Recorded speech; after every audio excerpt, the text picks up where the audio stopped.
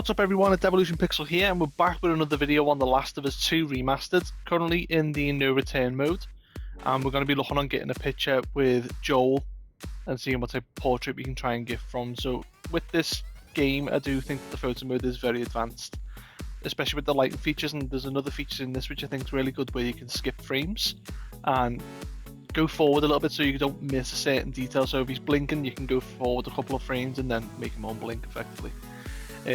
So I'm just going to get him behind this little thing here and we'll get him facing this way, and I want him to have like a certain expression but looking over to the side, so I just need to wait for him to move his head over.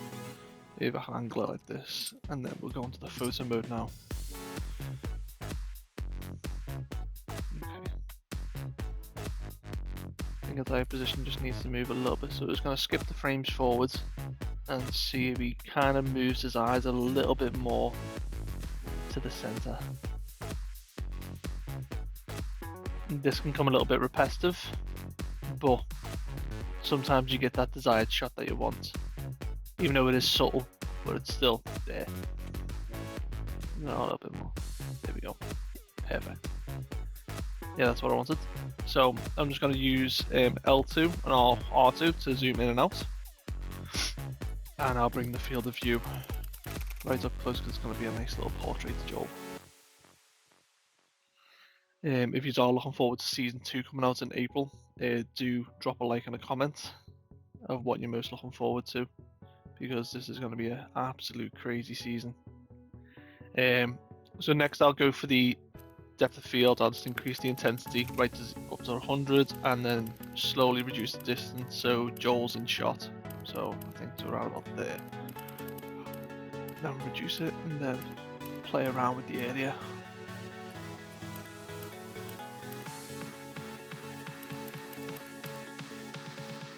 That's good. Straight away going to film grain, get rid of it. Can't stand it, I'll say that in every video. Not a big fan of film grain. I do want the background just to be slightly more blurred, but I don't want Joel to lose any of his detail.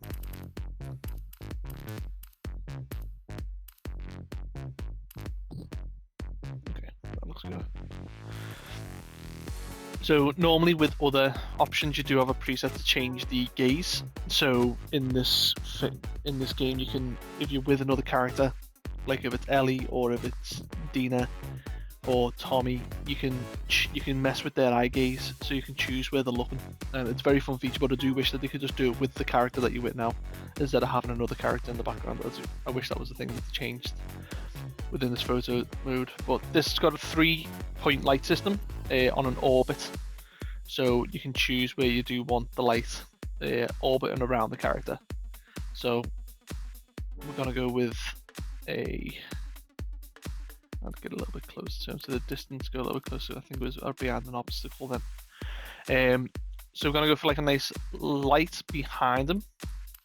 Open the softness down and reduce the intensity a little bit. Not much, just so it's nice. We'll get a second light and we'll put that on the other side of him where it's highlighting his facial features.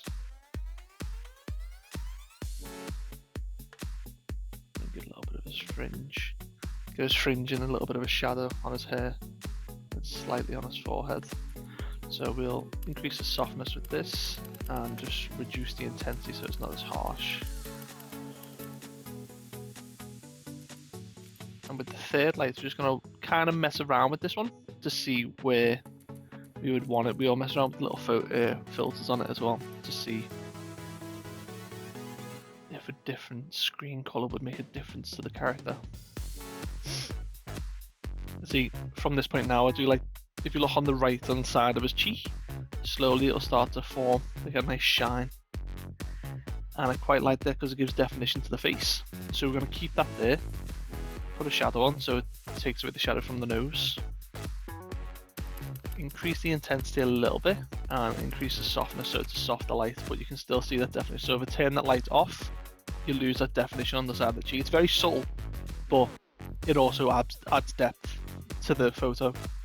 So that's kind of the finished look, but obviously you got different settings to go through. So We'll throw this on, reduce it so it's not as prominent, and we'll see what filters normally come through. I normally go for this one and just reduce the intensity quite far, but Noir is looking pretty sweet.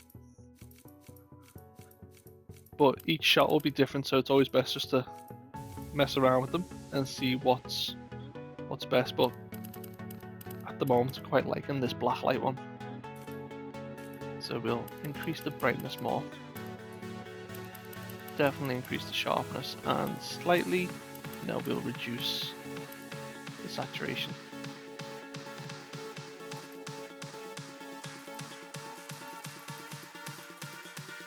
And I think from that we are done. So that's how you just get a simple portrait in The Last of Us Part 2 Remastered. It's the same with the Part 1 game as well. So because the lighting features are quite similar, this is what you would normally come out with if you do just follow the little steps. Even though little details seem stupid to do, but they do bring out a lot of detail within the character. So even now when I'm looking at the highlights on the right hand side of the cheek, just brings out a lot more to this image. It brings a lot more to it, so I'm quite happy with that. So if you do like this type of content, please do follow me, subscribe to the channel, like and comment, and see what game you want me to do next. If there's any specific character you want me to do, I'm more than happy to be able to produce a video on that as well, or a specific type of design or photo you want me to do. Just drop a comment and I'll catch you all on the next video. Take care.